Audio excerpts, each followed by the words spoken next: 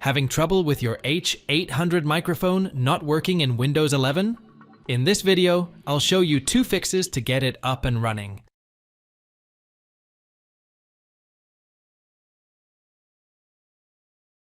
Press Win+R to open the Run window and type the command dev-emgmt.msc.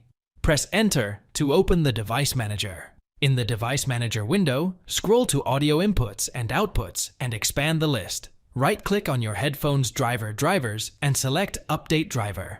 You might also consider uninstalling the drivers instead and restart the system while keeping the device connected to the system. The latest drivers could also be downloaded from Logitech's website.